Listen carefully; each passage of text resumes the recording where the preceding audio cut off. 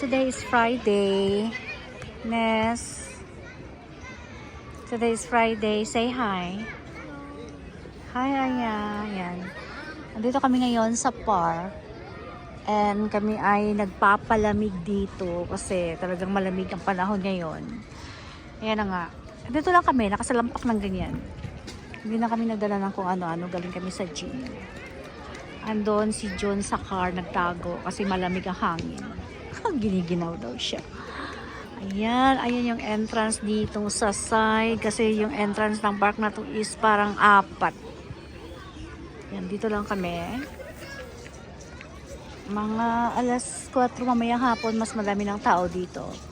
Kasi nga, Friday ngayon, oras ng pahinga. Family day. Kaya andito yung mga magpamilya, mga pamilya-pamilya ang nandito. Maya-maya lang maghiluto yan sila ng mga chicken cube, barbecue, banana cube, kung ano mang klaseng cube ang gagawin nila.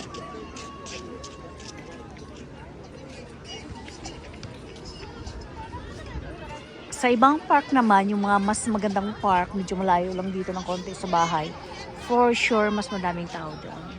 Ito kasi na to, yung mga pumupunta dito, yung mga nakatira lang dito malapit. Ano bang tawag dito? Ang park na to is Oleo Park. Ito yung Oleo Park.